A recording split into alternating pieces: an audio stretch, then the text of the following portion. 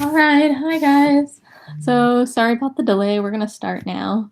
Um, so welcome to Capital's July webinar. This is going to be on time management, including effective study habits for college. So here's an introduction of our hosts. I'm Amy Bryant, if you don't know me.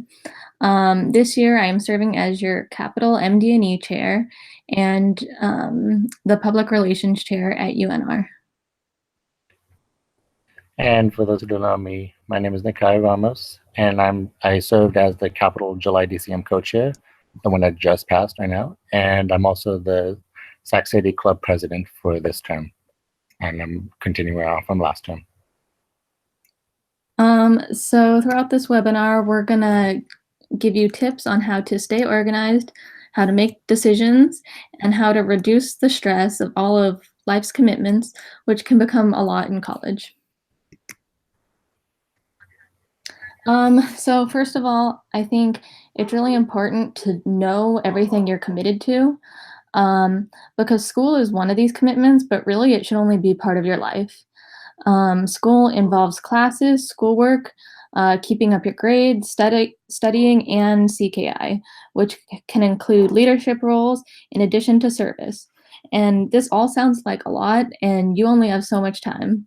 So to help with organizing your commitments, it can be helpful to use a planner. I like to for each month, I like to write down tests and CKI events. And then each week, I like to write down homework due. And then every day, sometimes I get so stressed that I need to write what I'm doing every single hour.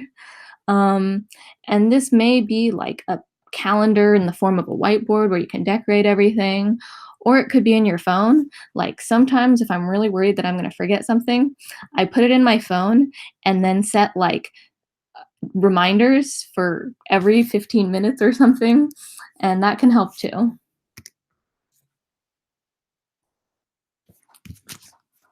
Okay, so you should analyze and organize all your options on how you're going to spend your time. And you should create priorities based on potential outcomes and your motivations for what you're doing. So what you want to do is in order to use your time wisely, you want to minimize your opportunity costs for, say, going to a concert. Like if your alternative is sitting at home and watching Netflix, then maybe you want to go to the concert. But if the other thing you'd be doing is studying for your final, you should probably study for the final.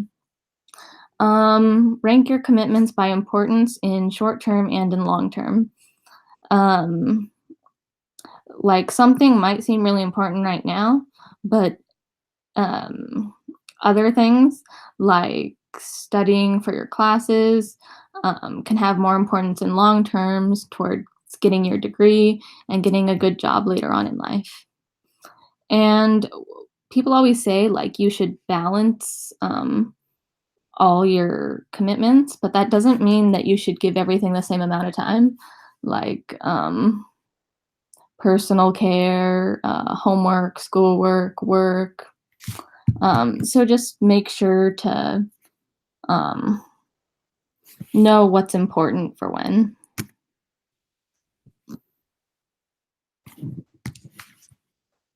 One thing you guys also want to do is just set goals in general and plan. This goes sort of along with the last slide, but this is just going more in depth of just setting goals and planning. So one thing you can do is set SMART goals. So SMART goals, for those who don't know, it stands for specific, measurable, attainable, relevant, and time-based. These are the ideal ways that you can plan out your assignments, plan out your day, plan out anything part of your life, pretty much. So one example of sort of a not SMART goal is actually, I am going to do well in my classes. Sure, you might do well in your classes, but you want to set sort of a little bit more realistic, that mean this it doesn't mean you're confident, which is good, but you just need to set more specific, measurable, attainable, relevant stuff. An example of an approved goal would be just next semester I'll get an A in biology, biology 191, and hopefully get a 3.5 GPA overall. That's more specific rather than just I'm going to do well. Another point is to just plan. Honestly, really just plan. If you have a planner and you like using it, then use it. Personally, I don't use a planner. I use stuff like setting reminders on my phone because I look at my phone way more often, especially for those who know me. And I look at my syllabus and I put in all my assignments throughout the entire semester if my professor, of course, does that. If they include it on the syllabus, that for me is actually a really good method. It works for me at least. So if it works, do whatever works for you. Don't jump in too quickly. Don't worry about getting things perfect. You don't have to be extremely perfect. You don't have to achieve all your goals, achieve all your plans, but at least it's ideas, and you have to at least try to be committed to doing it. So in order to really do that, ask yourself, how will I even achieve my goals? So do the little things like use apps or use your reminders app if you have an iPhone, or if you have a reminders app on an Android phone, any phone really.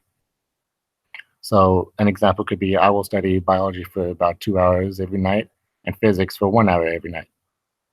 One thing that you really want to remember is to stick with that goal. Don't just procrastinate, or don't feel even if you feel lazy, just get up and actually just study your homework, for the midterm tomorrow, or anything that you have that's due in the next day or so. So on that, we'll go to the next slide.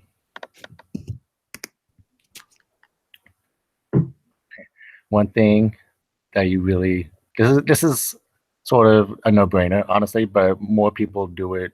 Like, people do it way more often than not. I am guilty of that as well. But don't procrastinate. Use your free time wisely. You have a lot of free time. Some people have a lot of free time. Let me change that.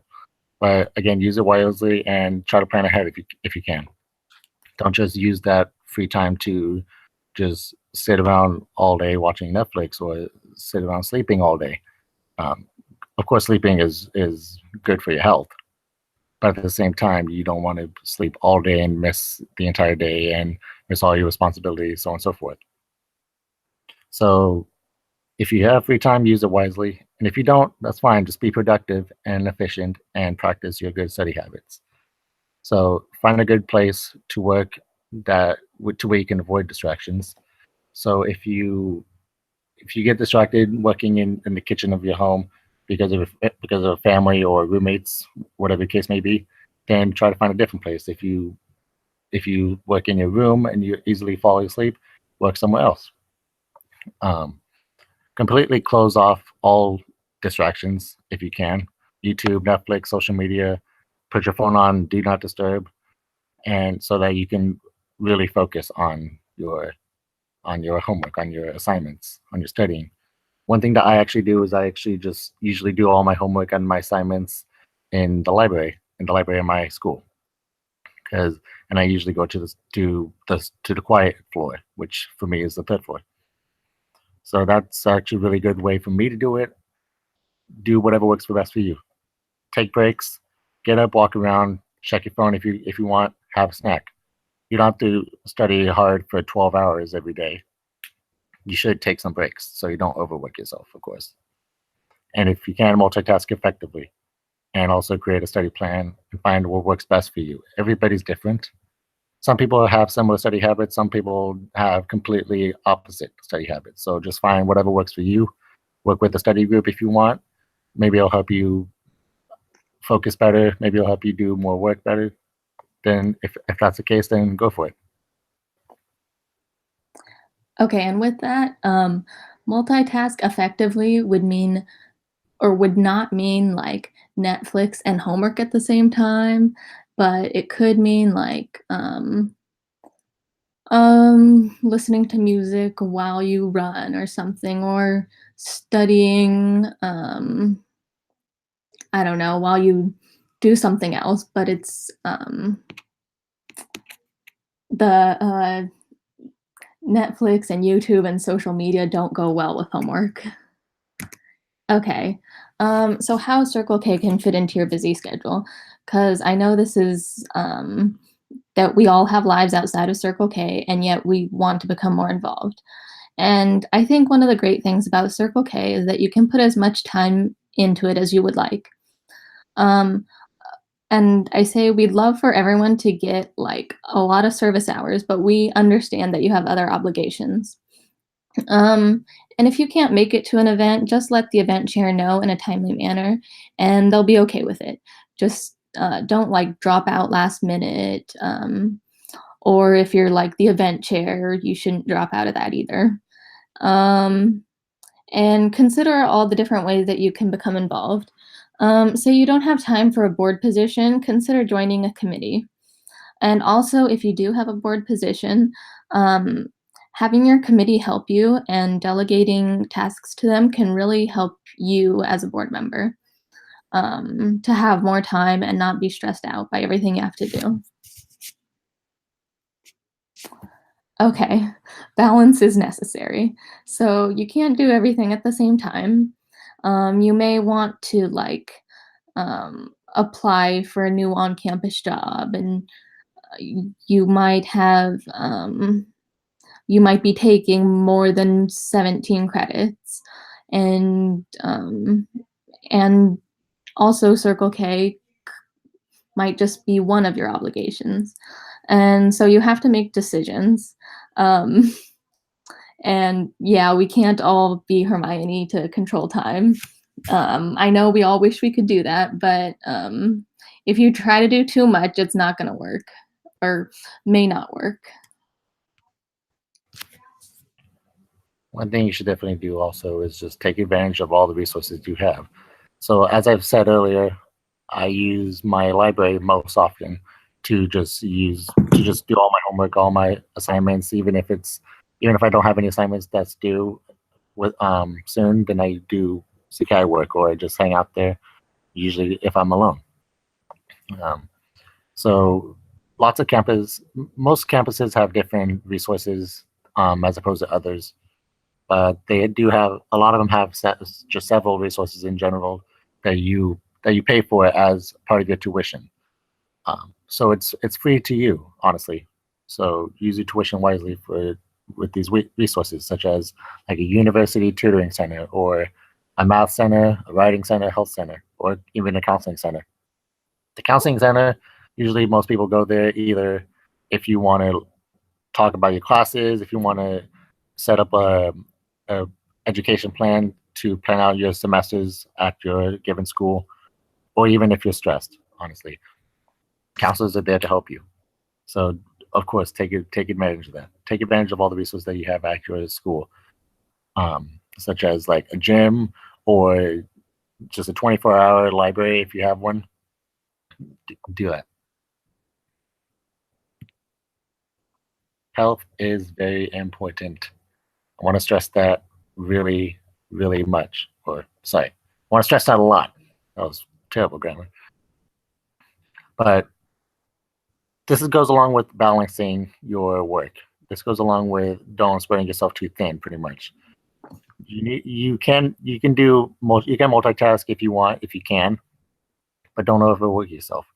Don't overwhelm yourself from all the assignments, from all the due dates, so on and so forth. You need to maintain motivation to all aspects of your life, pretty much, whether that's 1 or 10. So if one commitment is actually starting to affect either your health or your ability to really communicate with others, like if you're starting to ghost some people, or if you're not spending as much time with your family as you should, whatever the case may be, then start to reflect on that. When all of them, So notice when one commitment is beginning to affect others, honestly. So if you're doing a lot, if you're fully immersed in Circle K, if you're an e-board officer or even a board officer, whatever the case may be, and it's starting to affect your grades at school, you should start to reevaluate your priorities. So maybe cut time with CKI a little bit. You don't have to fully cut all ties. You don't have to ghost everybody on your board or in your club for that matter. But limit the stuff that you're doing for Circle K. If you need time, let your friends know, let your officers know, let your president know. And I'm sure they're more than willing to work with you and to help you out if you need. Um, so talk. There's also the 7 dimensions of wellness, which Amy can actually go over because I don't remember what the 7 dimensions are. But also ask for help if you need it, honestly. It's okay to ask for help. You don't have to do everything yourself, whether it's for Circle K, whether it's for work, whether it's for school. If you need help with an assignment for school, like a math assignment or whatever, then go ahead and ask somebody.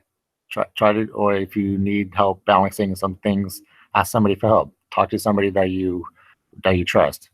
Talk to a very close friend or an adult or somebody, whoever you need to. But please don't overwork yourself because health is very important. Don't lose sleep over school and CKI or work, even though we all do anyways. But it's not a good thing at all. Yeah, adding on to that, there's really no shame in asking for help, because there's a lot, and there could be so many other things going on in our lives. The 7 dimensions of wellness include physical, emotional, intellectual, social, spiritual, environmental, and occupational. And honestly, like all of these are important, like equally important. And if you're too stressed out and too busy with everything that's going on, like all of those could like be harmed. Okay, and moving on. Oh, conclusion. Okay. So, um, overall, I just want to say manage your time and stay organized, and that'll help make college life less demanding. Um, yeah, so your health is important, and take care of yourself, and please don't be afraid to ask for help. If you have any questions, well, we'll look in the chat in a minute. And if you have other questions, our emails are right there. The sign-in sheet, the link will be provided in the next few minutes. The sign-in sheet will be posted on the event page as well as the comment section. I'll post that in a minute or two. But yeah, of course, if you have me on Messenger, if you have my phone number, even email me, go ahead and ask me any questions that you have. If it's outside of this webinar. But we can go ahead and ask questions now if you like, and Amy and I will try to answer them as best we can.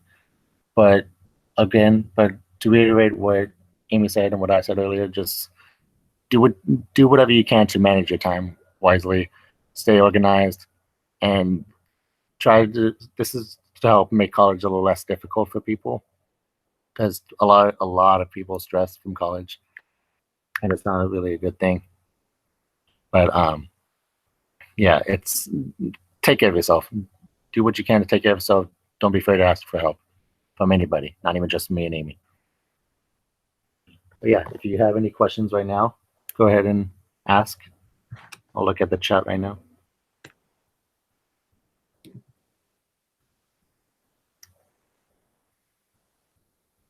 you have any questions that we didn't go over, at least.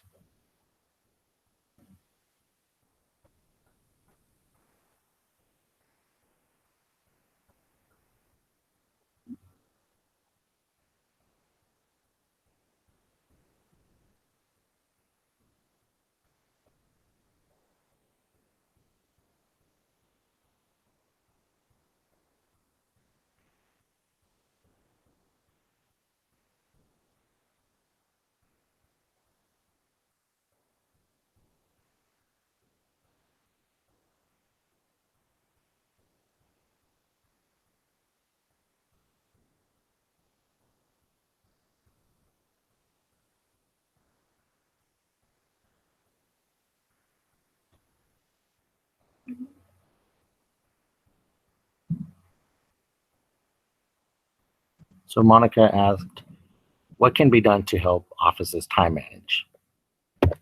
Honestly, just share the workload. Share the workload as best you can with other people. You don't have to do everything yourself. I think I said earlier, but if you need help with, if you're a secretary, you need help with the MRF, like to help get it done on time, or you need help with the MRS, if your job is to also work on the MRS, then totally ask for help. Ask your president or ask your fellow board officers, whether it's E board or A board. They're willing to help you. You utilize committees if you have any. If you're a VPA and you have your A board officers, utilize them to help you out a little bit. Utilize your president to help you out. If you're in a committee for a division or just part of your home club, then then totally delegate tasks to your committee members, so you don't, of course, do everything yourself. Because now, not everybody is meant to. Well, nobody's really meant to do everything by themselves. So, but yeah, utilize your committees. That's what they're there for. That's what your officers are there for. That's what your committee members are there for. They're there to help you. They're there to help you to succeed. Everybody wants you to succeed, honestly. People want you to succeed. They want you to just do well with whatever the event is that you're planning, or whatever the form is that you need to turn in, so on and so forth. So ask your board, ask counterparts if you have any. Like if you're a secretary, ask other secretaries within the division. If you're president, ask other presidents in the division, or even within the district. Talk to anybody.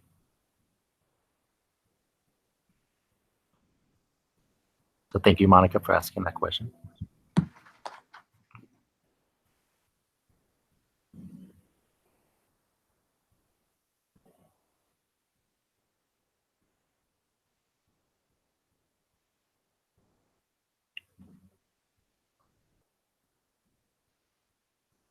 Do we have any more questions from anybody?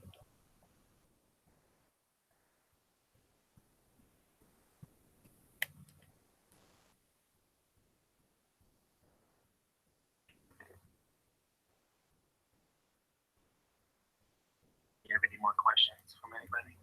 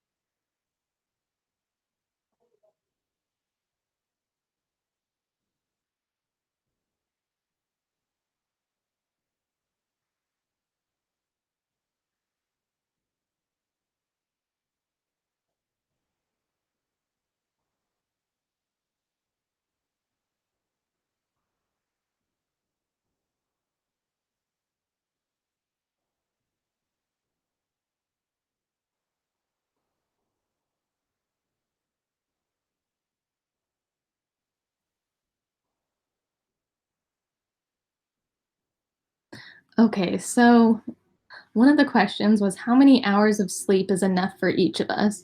And it said that like 8 hours of sleep is enough, but for our age, you should actually have closer to 9 or 10, which is like, I know way more than what we're getting. Um, do we have a balanced sleep schedule? Um, no, for sure, no. I like to think that during the school year, I'm like proud to say I can function on little sleep. But yeah, no, I can't. And I know I do way better in school when I'm well rested. Um, eh, my only advice for that would be like if you have a chance to go to sleep early, do it. But if you don't, then you have to get your stuff done and just try to get things done earlier than in the night and just avoid distractions and hopefully you can get stuff done at a reasonable hour. this goes along the lines of procrastination, or you shouldn't procrastinate. Do everything you can to try to get your assignment done early, such as maybe a couple days before. There's a method that I was taught, which is the 48-hour rule. Which so when you get assigned something to do, whether it's an MRF due on the 5th, which is actually a couple days from now, or something for just your board or for your club, or even for work or school, do it at least 2 days beforehand, before the assignment is due. If you want, you can just do it as soon as you get that assignment, if it's like a week before or so on and so forth. So I try my best to follow that rule. Sometimes I'm not gonna lie, sometimes I don't follow through with that. But yeah, I do what I can I do my best to get my stuff done on time and early if I can. But yeah, don't procrastinate. If you're working, if you're studying for your home, if you're doing homework or studying or anything along those lines and you're feeling tired, then go to sleep. Honestly, it's a no-brainer, but legit go to sleep, because you really don't want to sacrifice your sleep. You don't want to pass out in the middle of the day because of lack of sleep. Or yeah, you don't want to pass out. Honestly, you don't want to sacrifice your health for school, for your grades. Grades are important, but your personal health is way more important, to be very honest. Because yeah, school will be there, and even if you don't get the grades that you want, at least you're healthy. At least you're not sacrificing your health. At least you're not getting yourself sick or any of that.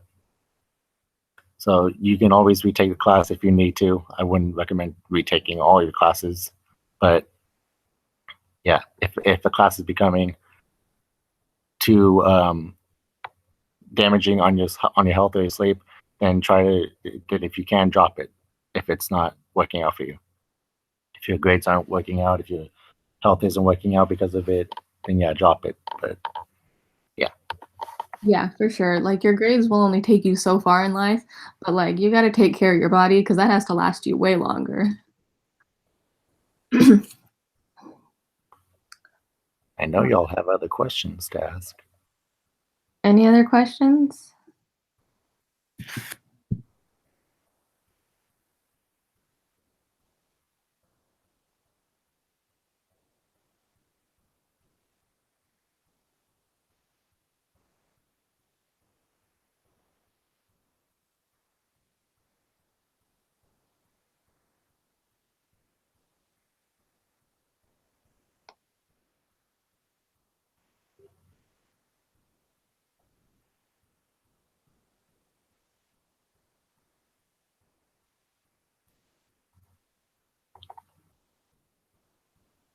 So David Nguyen asks, how many hours do you often study for each class per week, especially when there's a test coming up? Do we have any study tips? So personally, I honestly don't really count how long I study for, but I usually do what I can to get the assignment done, like right then and there, like in maybe not in one sitting, depending on the assignment and how long it is. But I do what I can to finish as much of it as I can in the time that I have, whether it's at the library, because the library closes at 9 p.m. at my school. So if I have only a couple hours to get what I can done, then I'll just stay there for as long as I can until they kick me out. But if I'm at home studying or working on any assignments, then I pretty much do what I can until I'm tired, until I feel tired. But it's around maybe a couple hours or so, a couple hours, 3 hours a week. Not sorry, 3 hours a day, not a week.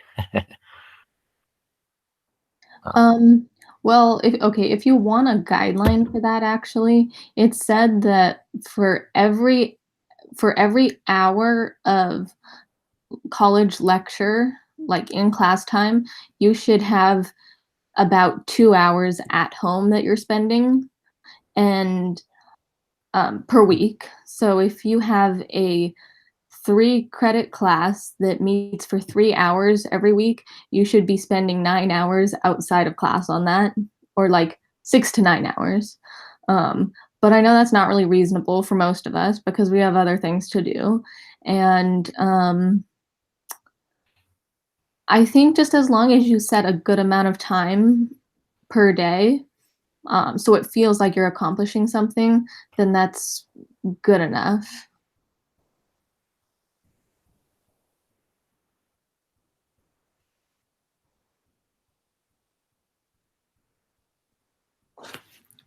Okay, do we have any more questions?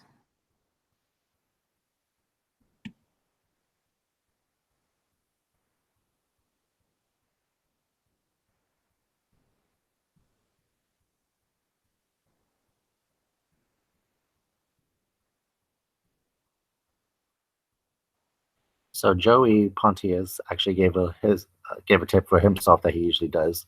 So I'm going to quote him for this. Personally, I like to do the 50-10 study method, in which he studies for 50 minutes with a timer, and then has a 10-minute break, also with a timer. He tries to do a minimum of 3 rounds a day, every day, with about 5 days prior to whatever test he needs to take. That's actually a very good method, honestly. I never thought about that, but yeah, do whatever you can that works for you. Honestly, if you do something, no wait, if you have a method that you like to use, or if it seems a little unorthodox but it works for you, then do it. Then go for it. If it doesn't affect your health, if it doesn't affect your grades, then it works. Honestly.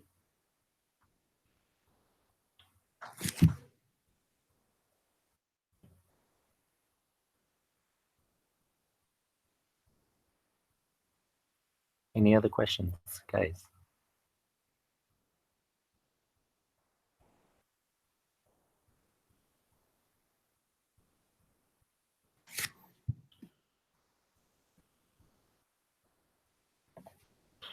So Jared Mika asks, wait,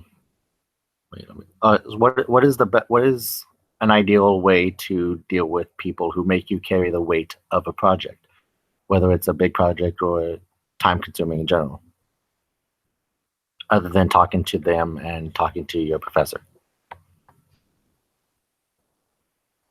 Actually, a very good question. Personally, for me, I would end up just doing the work myself, depending on the class and if I really want that grade. If I really need that grade, then I would just honestly just do it myself. But if it's a huge project and it's time consuming, then maybe I'll just ask people outside of that group, maybe outside of the class, to help me out a little bit.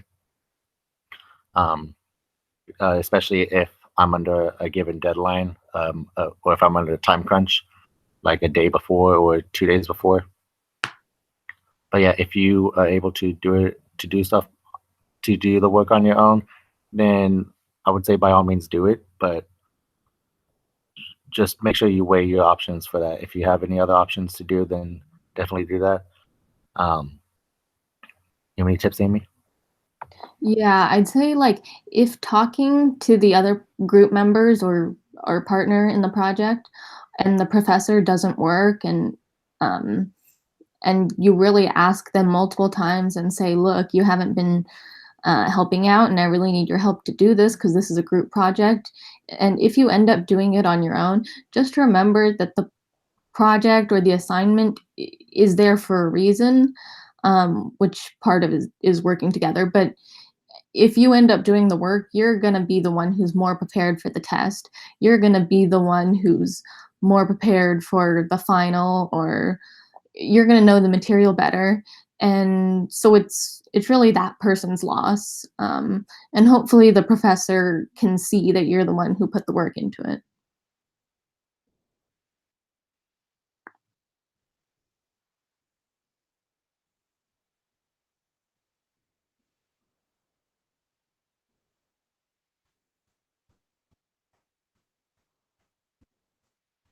Joey has a lot of good tips, honestly.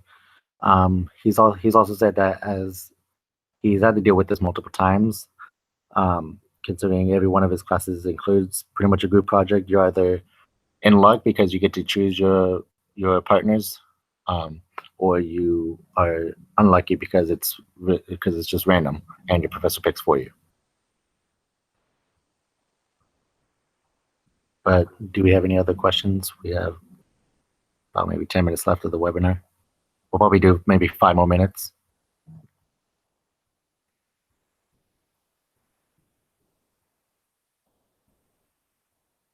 Don't be shy, guys.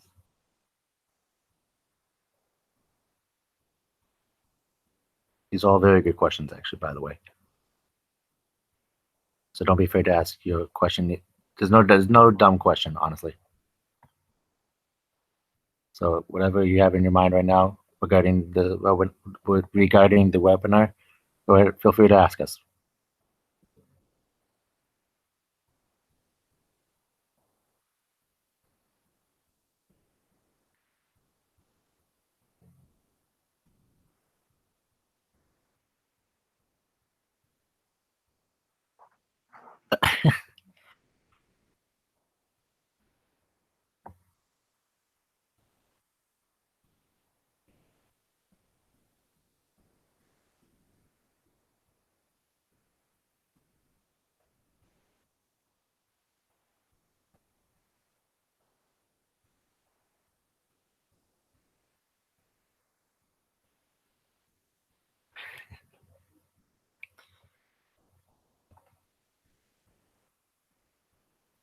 All right, Joe, you ready?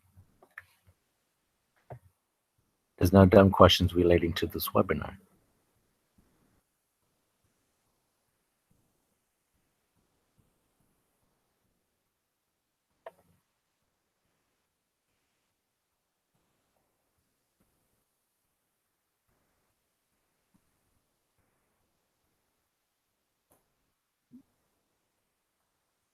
I know you all have questions.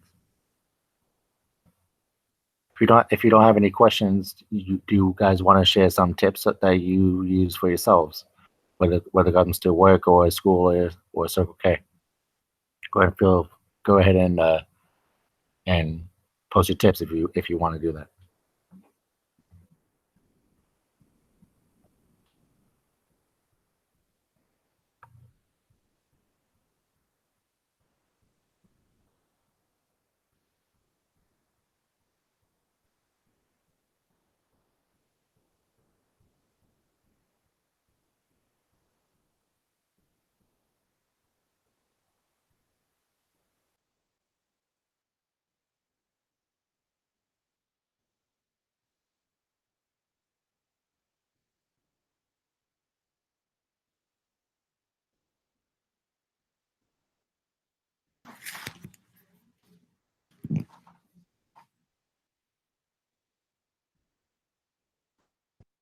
All right, so give it about 1 more minute if you guys don't have any more questions.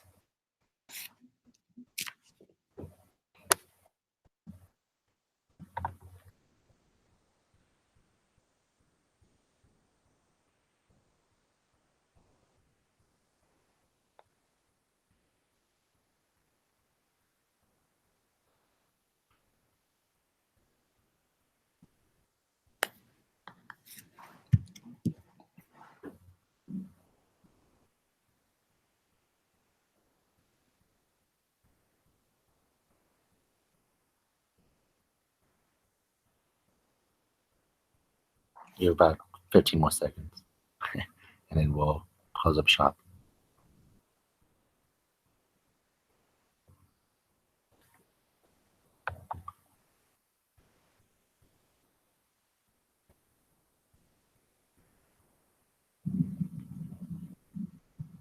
All right. Well, thank you everyone for coming to this webinar, and please reach out to either me or Nakayo if you do have any other questions that you'd like to talk to us privately about. And the sign-in sheet will be posted on the event page in just a few minutes. All right. Thank you. Thank you, guys.